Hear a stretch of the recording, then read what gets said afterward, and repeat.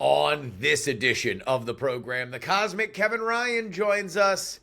We talk about Jake Paul versus Mike Tyson, how it explains politics and culture, and whether or not the message board that you are on right now is indeed your own private Western. It's all coming up.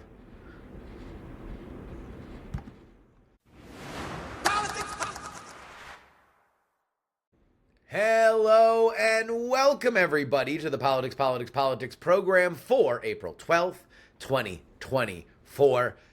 Big conversation with Kevin Ryan. You know we love him here on this show. I think you're going to love this conversation as well. But in a absolute travesty, considering we love to talk about pop culture and how it explains politics, this conversation happened before OJ died. I'm going to talk about OJ in the middle. Obviously, very, very scant political ties, but just so you know. With that being said, here's our conversation.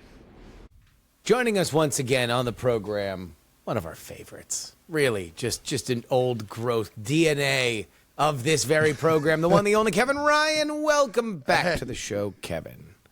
How's it going, brother? It's good to see you.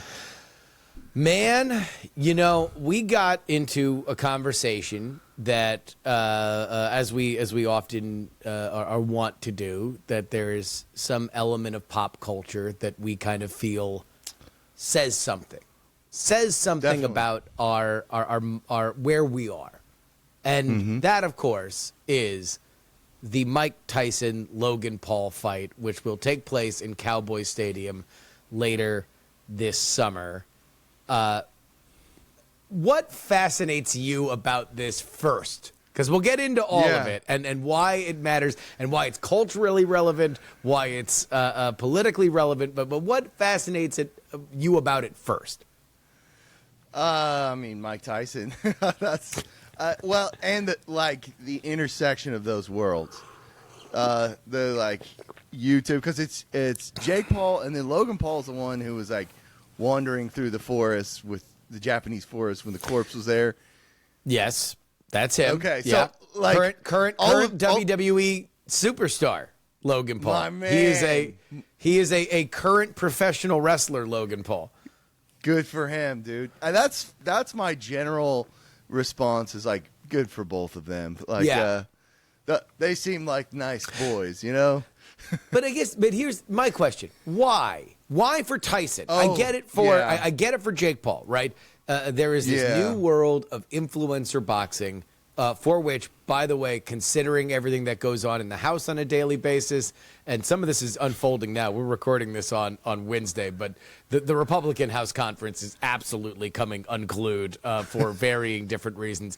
But I would not be shocked if we begin to see influencer boxing happen within the Republican conference of the House of Representatives. But that is its own world. I understand that Jake Paul is finding other people to fight, but why is Mike Tyson doing this? Why is Mike Tyson doing it? What's his motivation? Because theoretically, he's not the one giving himself a paycheck.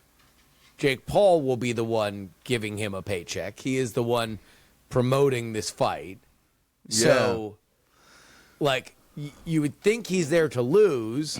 Why does Mike Tyson, at this age, want to lose? And then, what is the amount of money that Mike Tyson can get to not just lose in a stadium?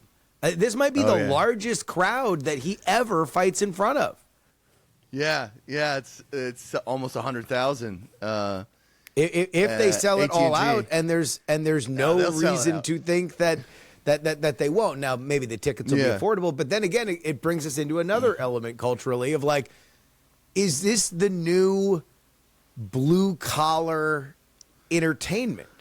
Because Jake Paul does free content. Mike Tyson, at this point, does a podcast. He does free content, but most of the people that remember him have seen stuff on YouTube. Oh, it's great. He grows weed in Vegas. Do you know he has a line of gummies that are ears with a chunk bitten off? See, that's the kind of guy you want in a boxing ring. I mean, he seems to have a sense of humor. Did you ever watch the show he did with Norm? The cartoon show? No. Oh, well, no, I know called? he did like a Mike Tyson's Mysteries show. Yes. Oh yeah. man. So it was like a great. Scooby-Doo type show, but with Mike Tyson, and then I guess Norm Macdonald was one of the voices. He was a pigeon. He was this like MAGA.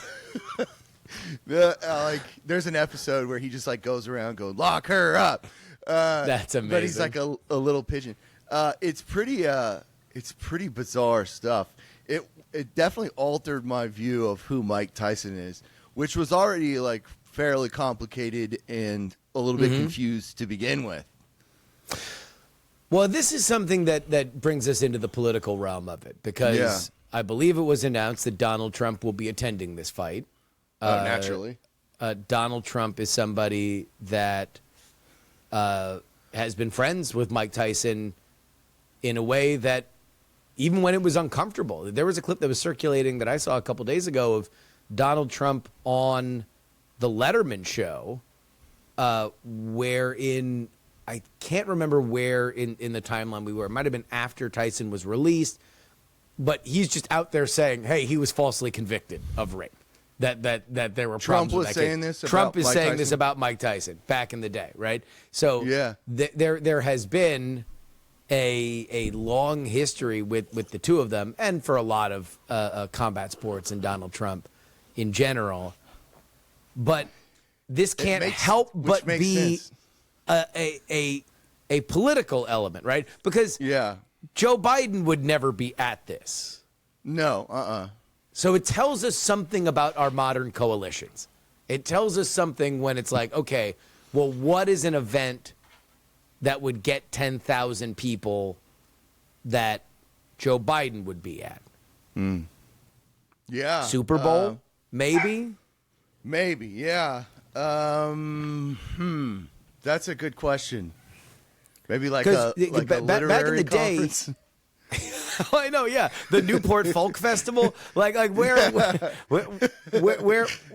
else are we? I mean, it says something about our entirely balkanized world of politics and culture that now there are fewer and fewer places where you would imagine, it would be a welcome honor for the president, this sitting president to go, that are gigantic. You know, I think like back in the day, it might have been like the sports stuff, right? Like it would be the Super Bowl, one of the World Series games. That's pretty much it. You know, because even the NBA hasn't done it, unless maybe Obama, for reasons that we won't go into. So, like if Kennedy showed up to USC or like some big football game, would there have been a section of the crowd that booed? No, absolutely not. Yeah, I don't think so. I think that at that point in 1960, JFK would probably only be going to maybe a World Series game, because football wasn't what it was. Boxing was, it might, but like maybe, JFK going to opening day for the Red Sox, JFK going to the marathon, Patriot Day, whatever it is when the marathon happens in Boston. That would make sense, but that's more of a regional thing. So maybe Joe Biden would go to the opening day for like the Philadelphia Eagles or something. I'm trying to think of places, one of his 11 hometowns that he, but that would probably be the biggest, would be the Eagles. But even then, you would worry that he might get a smattering of boos, right? Oh yeah. I mean, there might be some "Let's Go Brandons." Yeah. If only JFK hadn't gone to Dallas. Well, Any things would have been president a going lot to different. Dallas, you gotta think twice at this point, right? Yeah. I remember I covered Trump in Dallas at one point, and it was like I had never seen that many like helicopters crisscrossing over a single area. Yeah, because I think you only get one. Yeah, you that's all- only yeah. get one. Yeah, You only, we're not. we're not doing like, sorry, Dallas, you're not getting two. Too many. Because that'd be the last. You kill two, no more showing up there ever. Ever. Two is way too much. That's Wait, on us. like that's it. It's Houston, San Antonio, and Austin for the rest of time. Man. Maybe they'll come to the casino in Oklahoma over the border, but other than that, you are done. There's no way you're gonna get to kill two presidents. So it's funny that you would like the whole stadium thing, because with Trump, when you the visit you had to Oklahoma, that was when he just like failed to pack a stadium. Yes. And that was sort of like Humiliating. Yeah, it didn't do him a whole lot of good. Not only did he fail to pack the stadium, he failed to pack about a 3,000 person overflow that had been set up. So he was originally going to go out, speak to them, then come in and do his first speech. Now, granted, this was his first event since COVID.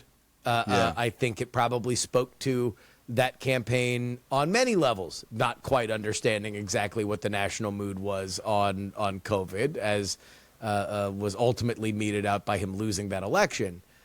But he is the big crowd guy. When I saw him in South Carolina, he legit sold out a 6,000 standing room only basketball arena for a local college. That was, they were hanging from the rafters, legit packed. Now, of course, he came in and said, they're double that outside. And when I left early, because at a certain point, I can catch the rest on YouTube, I'm going to beat the traffic, especially in those rural venues. I'm like, I'm sorry. I'm not sitting in traffic for 4 hours so I can hear the end of this. But, yeah, not exactly double the capacity that was outside. But still, he gets crowds that are unlike anybody else I've ever seen in politics. And I don't think that that's a particularly controversial statement. No, it's not. And it's funny to loop this back to the Jake Paul Tyson thing. Tyson fight. So this book is what came to mind. Barth, Roland Barth, Mythologies. The opening essay is about like professional wrestling, and it's sort of an homage to it, which I like that mode of thought. I like taking, sort of lowbrow events and infusing them with a new kind of meaning. Yeah. And I'm really big on taking things seriously. But Barth describes, he frames wrestling from the perspective of a spectacle of excess. And I like that framing. I think it's pretty accurate. Well, it's fascinating, the evolution of professional wrestling, because it started as just fixing fights. So there were legitimate, kind of boxing contests or like catch contests that in the carny circuit would be fixed. And so then that becoming a element of more permanent dwellings or having a place where you could get used to the fighters in one city, that was really the origin of it, with the step above that being these practitioners called the Stardust Trio that realized, oh no, wait, it's boring if two dudes just sit on each other, because that used to be it. The way that you could fix it is like, oh, well, if it goes to a 60-minute draw or something like that, then you can. But it was very realistic. It was like, oh, how we want to make this look as legitimate as possible. And then somebody realized, oh no, but maybe we could do a few flips and come out in silly costumes and do this, that, and the other. But that's where things have evolved, which tells you that the audience wants it. It tells you that the audience is hungry for it. They are hungry for a lot of frills around the simplest story you can tell. Somebody gets into a fight. And that's the reason why MMA is popular. It's the reason why boxing is popular. It's the reason why professional wrestling is popular, is because at the end of the day, if you are anywhere in your life and two people start fighting, you're going to turn around and look at it. 100%. Because it is interesting. It is an immediate story that has a beginning, a middle, and an end, even if sometimes it's unsatisfying. But like so few things in our lives, there is some kind of resolution, which is part of the reason why politics is also so popular, because there's a beginning, there's a middle, there's an end. And sometimes you're super excited about it. Sometimes you're cripplingly depressed by it. But those are also the stories that you tell about sports and combat sports in particular.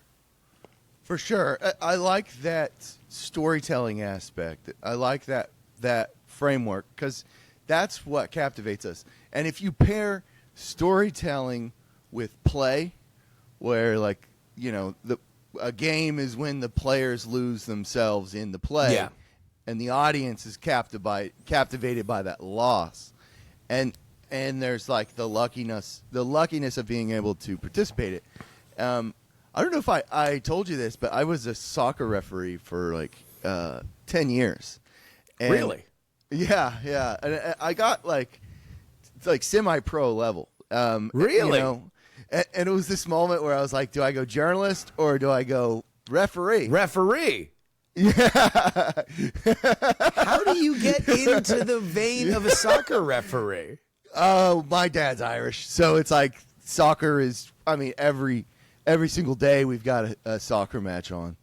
Okay. Oh, so you are just into the sport, and you're like, well, how can I be involved in it? Oh, here, let me start reffing these matches, and then next thing you know, you get a gig one rung higher, a gig one rung higher, and then you're at a point where it's like, well, crap, do I like move to Europe or do I pursue a career in journalism?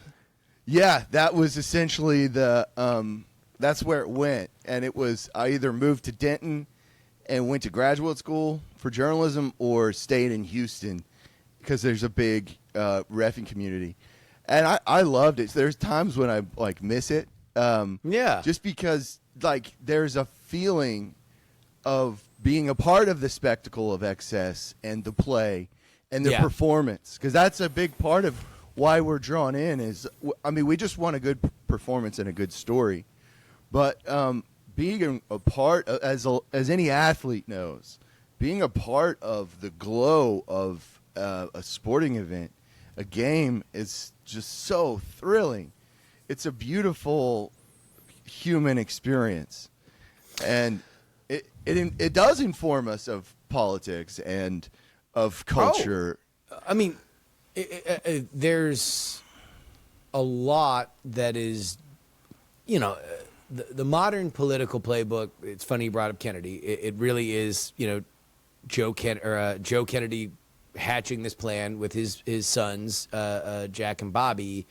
But part of what they wanted to do, not only through the media, but also through the presentation of their live events, was to create some kind of binding spectacle. And there's a reason why they had a theme song for their campaign, and it was a famous one. It was the one that Frank Sinatra sang for High Hopes. They wanted to make this a big deal. And, you know, sports, like politics, is a copycat league. If one thing works, then congratulations, everybody else is going to do it, because that's the way that you've seen a thing work. But what Trump changed was he wasn't afraid of a bigger spectacle, a hairier, weirder kind of spectacle, where a lot of politics, you know, over 50 years on from 1960 had wound up taking a far more don't make a mistake approach. They started to treat the blueprint sacred. And as soon as it's sacred, it's don't screw it up. When you look back in history, one of the things that the Kennedys did repeatedly, especially with the Catholic issue, was that they would stir controversy that then they could take the high road on. So they would circulate memos saying a Catholic can't win the presidency. And then they would come out and say, we're not addressing that memo. We think that the people understand who the right choice here is. That's the quickest way to spread the fire, too. Exactly. But they would pick these fights because they felt they were going to come out on top if they handled it correctly. And that's something where I don't think anybody in our modern world does this particularly well. Trump, Mr. Magoo's his way into problems that his North Star is just, it's not a problem, which demonstrates for one segment of people that he's an absolute BS artist, and for another segment of people that he's a fearless warrior who will never back down from anything. And then the rest of everybody is just scared. They're just worried that they're going to say something wrong. So to set a fire so you can walk past it, not even put it out, just walk past it or demonize your opponents by it is just, I think, kind of a lost art. Yeah. Was Sinatra a Democrat? Oh, with Kennedy. Big time. Okay. Yeah, Kennedy was a little different, wasn't he? Well, he came from a Democratic machine family in Hoboken. His mom and his family were big Democratic Party machine Sinatra did? Guys. Sinatra, in Hoboken. And then he fell in with the Kennedys, became extraordinarily close with the Kennedys, and then became extraordinarily unclose with the Kennedys, had a very famous falling out. Everybody's got their own story. Some people say that it was because Bobby went after the mob who were connected through Sinatra, were not pleased with that. Sinatra then was kind of exiled from the inner circle. He felt very, very embittered, but he was singing for Richard Nixon in the White House, not but 8 years later in 78. Okay. Maybe that's what 72. I remember. So while I'm thinking of it, going back to this idea that you just described was like so much. Those are the mechanisms of scandal as part of it, but scandal as an instrument of spectacle. Because spectacle also includes disinformation and misinformation. Disinformation in the sense that, like, yeah, we know what we're spreading this. We know that this is like, I mean, it's propaganda. Ultimately, that's what's happening. And in combat sports, it's an art, right? In boxing and MMA, it's one of the things that I always find the most fascinating, especially with the more colorful talkers in like MMA. We'll use Conor McGregor for an example. Somebody that really created a multi-million-dollar, hundreds of millions of dollars, if not at this point, maybe close to $500 million in earnings, because now he's in the booze game, which funny enough, Joe Kennedy also in the booze game. I was waiting for the opportunity to make that joke, but rum runner joke, a bootlegger joke. Well, also, legitimately, right? That was his empire, but he made a living based on talking crap, right? Yeah. He would say the thing that would get attention. He would pick these fights, but then after the fight, and this happens all the time, especially in boxing and MMA, when the fight's over and they do the interview, they could not be nicer to each other. It's always at the beginning. It's your mother's a whore, and you're a coward. You've never lived an honorable day in your life. Conor McGregor has crossed every line. He insulted Habib. I can't pronounce his last names. Like religion. Like he insulted Islam. Like there was just absolutely no sacred ground. But then afterward, except for maybe Habib, where it actually spilled out into the crowd. It's just very like, oh, he's a great fighter and an amazing man, and I hope everybody is drives home safe, and like there's this genuflecting. I admire that.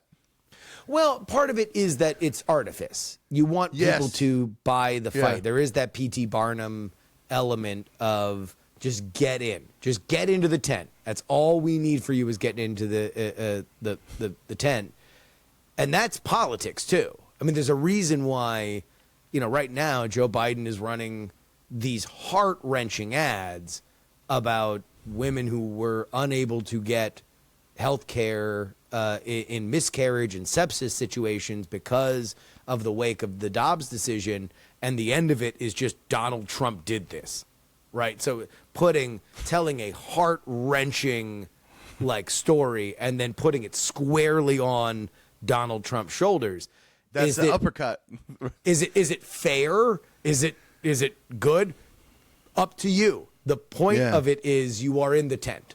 The point of it is you are now closer to either never voting for Trump or definitely voting for Joe Biden, and they are trying to get a specific group of people over the hump with that message, and that is where, sometimes people, hand wave me for being obsessed with stuff like professional wrestling and combat sports, but it's like when you look at the playbook, it's the same. We are talking about the exact same tactics that are used to sell a fight that are used for you to bank your vote or head out on election day and hit their button more than the other person's.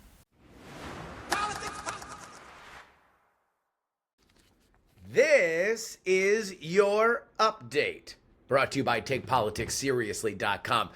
Do you want to support this show? You want to support independent journalism?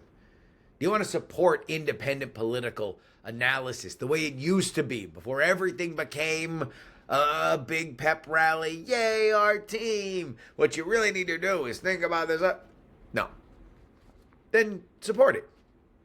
There's only one way it keeps going, and that's if you guys continue to support. TakePoliticsSeriously.com. Now the stories that we did not get a chance to get to while we were covering literally everything with Kevin. The bribery trial of Senator Bob Menendez is set to proceed on May 6th, despite a request to postpone it due to his wife Nadine's serious health condition. Nadine Menendez sought a delay, but the request was denied by federal judge Sidney Stein of the Southern District of New York. Federal prosecutors were initially open to postponing the trial to avoid having to present their case twice. Menendez's legal team insisted that maintaining the scheduling date, citing the ongoing impact of the senator's career. Menendez, although not seeking re-election in the upcoming Democratic primary, has not ruled out running as an independent for his seat. The charges against Menendez and his wife arise from allegations of bribery and extortion connected to his dealings with 3 New Jersey business people, also co-defendants in the case. Despite various motions by the defense to dismiss the charges or relocate the trial to New Jersey, Judge Stein has opted to keep those decisions in the jury's hands. The trial complexities are heightened by potential conflicts involving Lawrence Lurtzberg, an attorney for co-defendant Wael Hanna, who has previously represented another defendant in related legal matters. This could lead to further delays if a resolution is not found, with Lurtzberg needing approval from all defendants to avoid disqualification. The trial, excluding Nadine Menendez, whose trial date now remains uncertain, is expected to last 6 weeks. Will Bob Menendez run for a seat? We still don't know. We know it's not going to be on the Democratic side. But boy, what a mess. What an absolute mess. Let me say politically, the fact that John Fetterman, a Democrat, has made more hay about Bob Menendez than the Republicans have is malpractice. What are you waiting for, Republicans? This guy is crooked as a barrel of snakes. He's got gold bars in his house. And you're telling me that you're getting outclassed by John Fetterman? Whew. I mean, look at what the Democrats did to Santos, and he was in the House. He was in the House. Wasn't even a senator. Menendez is still on committees. Woo. After a group of 19 lawmakers halted a bill to renew Section 702 of the Foreign Intelligence Surveillance Act, House leadership is considering a Plan B to pass the legislation. The new strategy involves shortening the reauthorization period from 5 years to 2 years and reintroducing the bill as a standalone measure through the Rules Committee. The move aims to separate FISA from 3 other GOP bills that Democrats oppose, potentially simplifying its passage.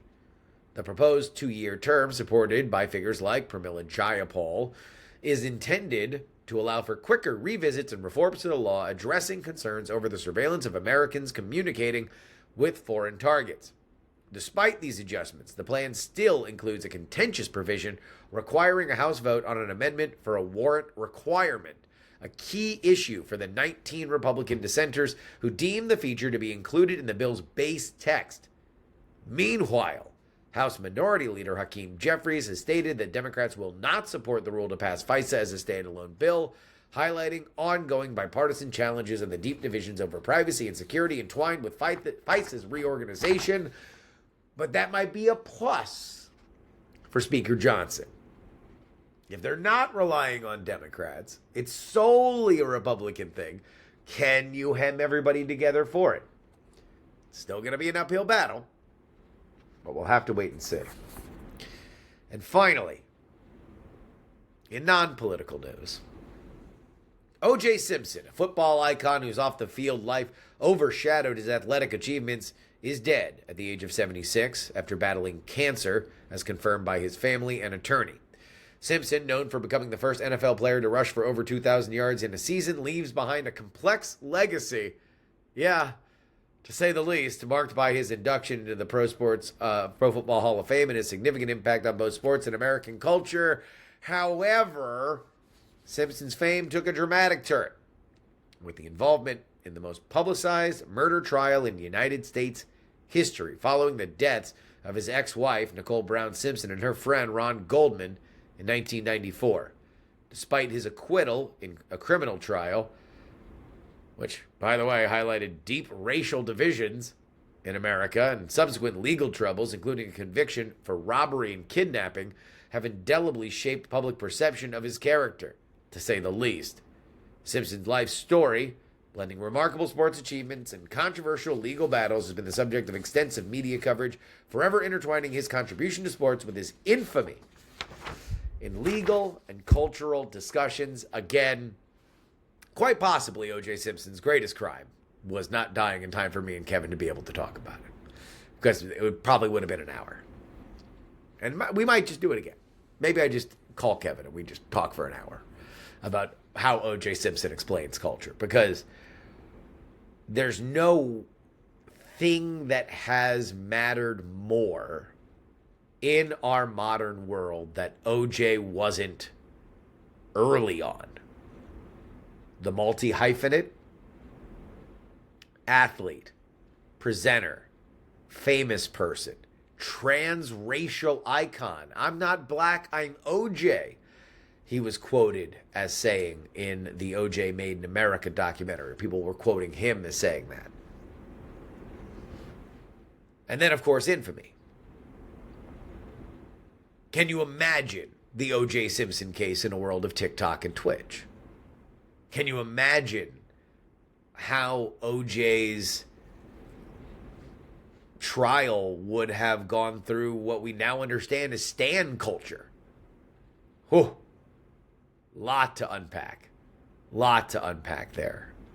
And obviously in terms of politics, which is now further intertwined with culture wars than possibly any time in my lifetime, well, it's a moment. And that'll wrap it up for our update. TakePoliticsSeriously.com, where you need to go. Let's get back to the Kevin conversation.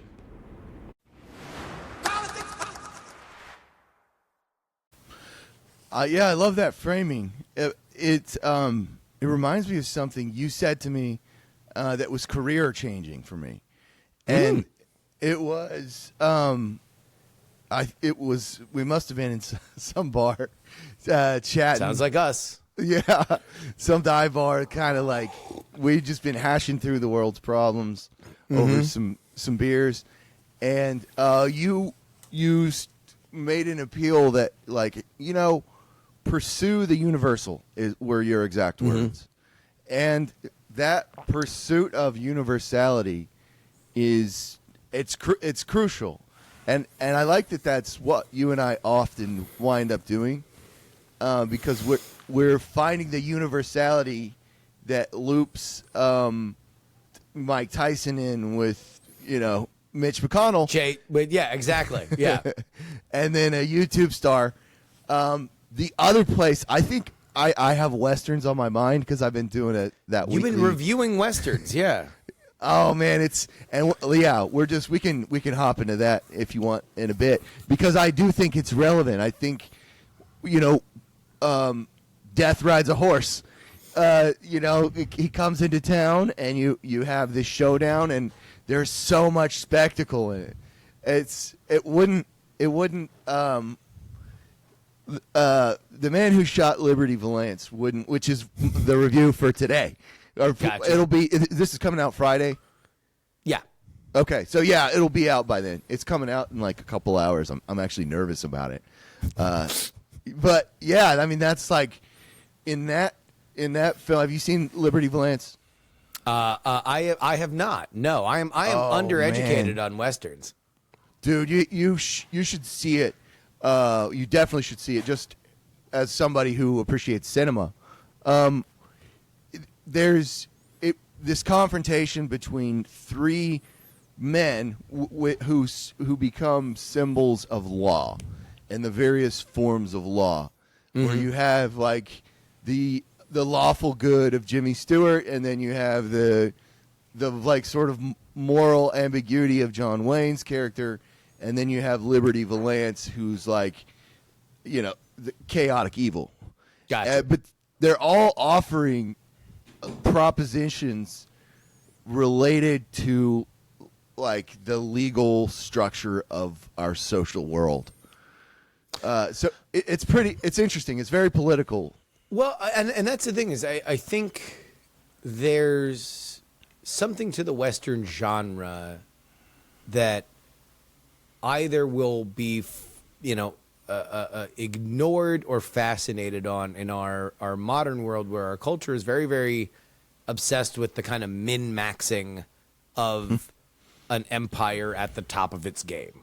Yeah. Like the conversations that we have are, how can we make things better? How can we make things fair? How can, we're very much, let's make sure that the gears don't snap up somebody's waistcoat, and not like what the story of the Westerns are. And the story of the frontier is the opposite of that. It is, okay, there's 5 people in town. One of them kills another one. What do the 4 of you do with it? Like, these are these stories, these elemental, okay, we don't have an empire. We don't have, you can't call anybody. It is just you and whatever values you can forge in the West. And regardless of where it's coded on the, ideological spectrum, I think that there is something that it's fascinating that you've decided to start reviewing them, because I do think that there is an element of this that we are finding more interesting, of like, maybe we've thought too much about the min-maxing. Maybe it's somewhere between what is DEI that word and libs of TikTok. We've gotten to so min-maxing is like when you already have something working, how do you get the dials just right? How do you like get the just like one thing over, one thing under, just to perfect it, to get the most out of it. And granted, we didn't build a gigantic Western empire to not take advantage of it and make sure that the machine is maintained. Push the we threshold. Should. These are conversations that we've had, specifically, I think, in American culture for a really long time, and we should be really proud of them. But at the same time, it's like, do we need to know what the school teacher in Melbourne, Florida, put on their bulletin board today because Chaya Rychek said? Do we need to know that somebody used the N-word on Twitter when they were 14 just because they hit a game-winning shot in the NCAA tournament? Like, probably not. No, we could probably never know that. We could probably never hear that, and our life would be maybe better. If we spent any time arguing about it, it would probably be better if we didn't know that, and we were thinking more about if somebody in a town of 5 got killed, how would we handle the murderer? Yeah, it's also an interesting, because, you know, the judge is also the undertaker, and, you know, the school teacher was, you know, also the prostitute, and it's like there's this ecosystem that is just like rife with drama. And I spoke to you probably saw the interview. His name's Andrew Patrick Nelson. He's a professor of he studies westerns, and we had this great conversation where he laid out a lot of this, and what we wound up kind of going back to, instead of the universal, we found a universality in transcendence. So, and in the like zone of indistinction. So the sort of universal nowhere in between two universalities, which is there's sort of an element of spectacle to that. But there's not. But that's like the beauty of there westerns. Is, but there isn't. Yeah. Well, yeah, and what we, the directors that defined the genre, Ford, Leone. Yep, definitely. They made the spectacle the natural world. Like there was this very. I love that. That's a great way to say that. There was this very, like Teddy Roosevelt, being heartbroken with his family. His wife and his mother died on like the same day. Got on a train as far as he could go west. Gets out in the Dakotas and makes himself the man that we know as Teddy Roosevelt. He gets off the train, a sickly aristocrat, and comes back. The Teddy that captured the nation's attention. But it's like that's kind of the story, is that there is something to the natural range. There is something to the natural beauty that hones us, and there's specifically something about the American West, that the American West is either a place where you are settling or you are being tested. You're going to come out different, and that's what so many of these stories are, with somebody coming in from out of town, finding themselves in the midst of some kind of crazy story, and then everything resolves by the end. Yeah, it's funny too, because all of this happens within the parameters of a story. Like, in the real frontier America, while that spirit was undoubtedly there, most people were more likely to die from what we call a tummy bug. Yes. That was the bigger threat than outlaws, Comanches, all the tropes. And exactly. I don't find that to be like, I don't have a problem with the fact that there is a disparity between the historical reality and what we're getting is pure. It's not pure story, but it's story.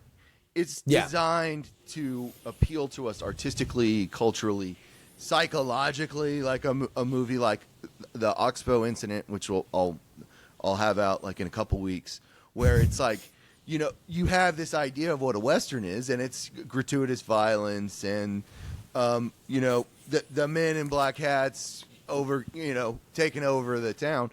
And what you have instead is this psychological drama where you don't even get to see the violence. The violence isn't ever shown. And what you see is like a community. It's sort of like the Rene Girard explanation of how lynchings happen. Yeah. And what that scenario always exposes is total cowardice. Yeah. And the cowardice of a group. So how that manifests, and that's Yeah. and that's something that I think is a very, very specific story to our modern world, where yes, we have been ever more connected, but that means that the best and worst of us tends to get amplified when we are asked these questions on a regular basis. But also, like, when does standing up for something too fast hurt? When does not Yeah. standing up for something hurt? Like, these are questions that we wrestle with all the time, especially when we have extraordinarily emotional issues that are in the news.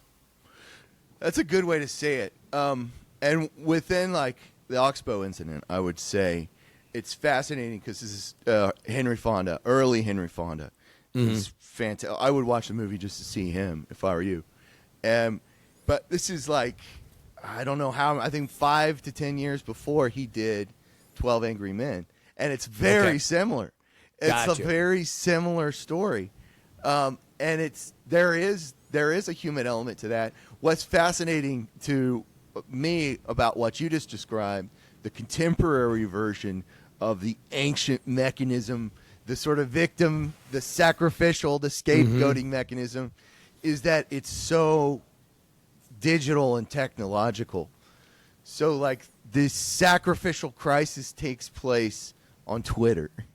You know, Yeah. it's the person who said the wrong word when they were 14 who becomes or it might mobbing. just be fake. It might Yeah, just be no, a thing that is totally invented, or a Yeah. very small, minor thing that is then blown up beyond, where it should be because somebody made a gigantic deal about it. But these are, what are we made of? Is something that I Yeah. think we have collectively asked ourselves a lot, and it's at the root of a lot of social justice stuff. It's at the root of a lot of the anti-social justice stuff. Of Definitely. what are we? What's the point of us? What is the point of the American spirit if it can't do blank? And then that blank leads us into all sorts of crazy places. Yeah, that is a great comparison too, because what you have in that situation are rivals who, by dint of their rivalry, eventually become self-same. They become doubles of each other, and after a while, the ideology that they are supposedly standing up for vanishes, and then it becomes about the rivalry.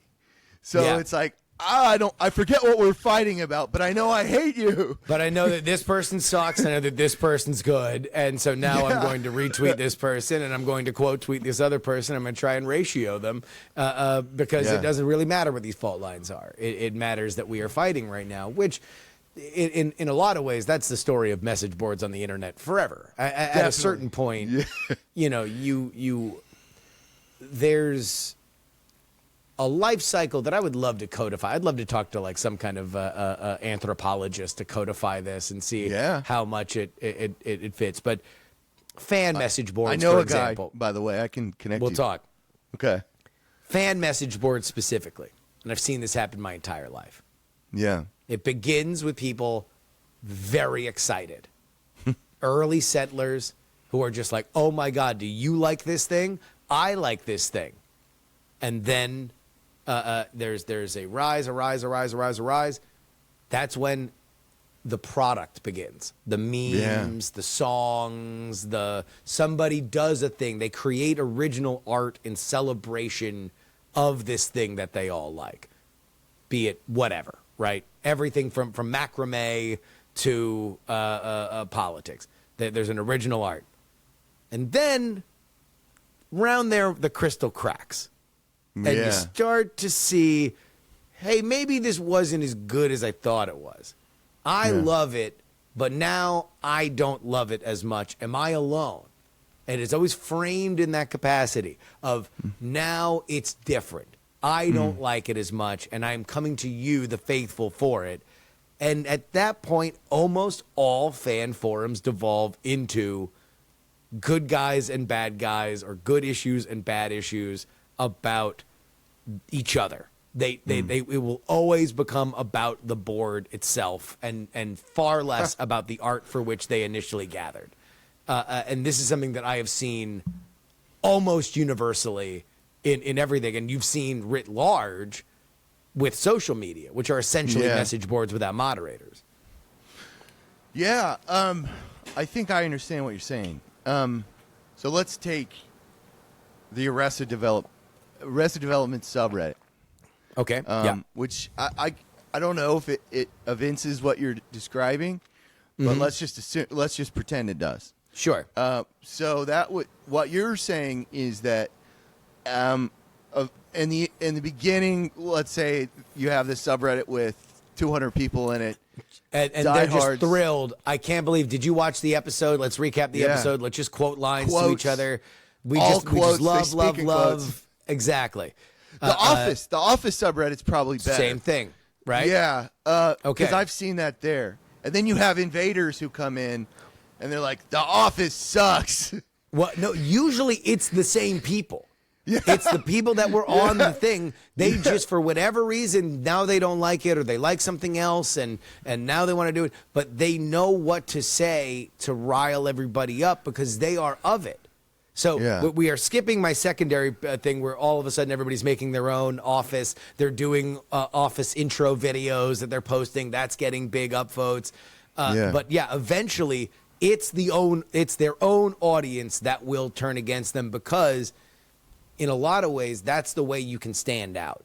Yeah. You can stand out, but as soon as the bar for being a super fan gets too high, as soon as somebody's singing their opera version of the opera of the Office theme song, and you're like, well, I can't sing like that, and I can't make a Photoshop like the other people made Photoshops, then the fastest way to stand out is to say, actually, I hate it.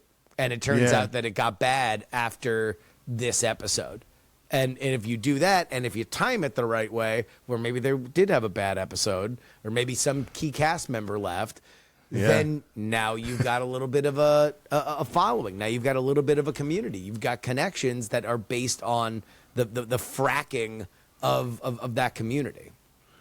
So, and then the next stage with that in what you're describing is a sort of dismantlement of the infrastructure of this, let's say, the subreddit. So it's like there's political strife within it that overshadows the actual purpose of the subreddit. So this is where eventually everybody hates the moderators, and so we can sub the moderators in for authority leaders, stuff like that. But seasoned moderators will start very quickly kicking people that are just trying to say something off color because they know that this is coming. And so they are more of an authoritative shoot first, ask question later, tough on crime authority figure. And they are like, nope, you're bad. You're doing a bad. Get out. Get out. Get out. That makes for a lot of strife. Well, he didn't. Come on. He just said he didn't like the episode. Is that? You're being a little harsh. None of my posts about how I think the episodes are okay are going up now. Thanks, mods. Or you have a more permissive mod. Yeah. And the permissive mod now says, okay, well, there's going to be a little bit of rat poop in the food because you can't have a functioning community without a little bit of it. And that's where we wind up getting to the permanent place for all subreddits or all message boards. And that is, it becomes about the people and not about the art, which in a lot of ways is like, you know, maybe that's our new community. Maybe those are our new third spaces. Those are our new coffee houses and pubs. Is like we initially all showed up for this one thing, and then eventually you meet people, and you know, some of them I know with our internet community, you know, there are people that met each other, fell in love, had kids. Like they didn't do it in service to our shows. You know, they haven't pledged their children to our army, right? But we do have an army, by the way. They did have their first blush on this common thread. And so It's part of that I've always been bullish on the internet, but we should also understand that it is its own, thing. It's got its own rules. Yeah, I like that. I think the point you're making evinces the idea that technology is a form of equipment. It's a tool. It can be weaponized, but there is also like a beautiful element to it, for sure. Especially, well, it's also to get back to Westerns. It's settleable land. Yes. We are all out there, and sometimes it is just 4 people on a message board, and one person does get banned, and so now you have this very weird version of what do we do? Yeah. What do we do? But in this version, we can bring people back from the dead, or we can open it up. We can tell people that you're not allowed to come into the town. There's a lot of this. Kevin, always an absolute pleasure. You're doing a lot more stuff now. Where can people find it? Yeah, so Twitter. I'm gonna make sure to put stuff on Twitter, Instagram. My Twitter is _Kevin_Ryan. Instagram, I think, is Kevin Yerp Ryan, YERP. And Spotify as well, because I'm doing a weekly mixtape of like just weird songs that I merged together under one theme. So this week was like country western futurism. But that's something I've already got like 10 of those ready to go. I'll be putting those out every Tuesday. Westerns come out every Wednesday. And then we got some cool interviews, some magazine writing that's going to come out the next couple months. Nice. A lot of exciting stuff going on right now. And then you quite and I are possibly- going to get into some adventures Quite possibly, too. maybe some coverage of the Mike Tyson Jake Paul fight. Yeah. Which I'm very excited for. Dude, we can't let our people down, man. We No, got to be they there, got it. front line. Come on. A gigantic, a deep fried American spectacle, like a YouTuber fighting a retired boxer in front of 100,000 people with the former president in an election year. Get out of here. I gotta be there. Oh, we have to. We will. I'm going to go ahead and make this campaign promise. We will be at that event. We will be there. Kevin Ryan, thank you so much, man. Good to see you, brother. Thank you.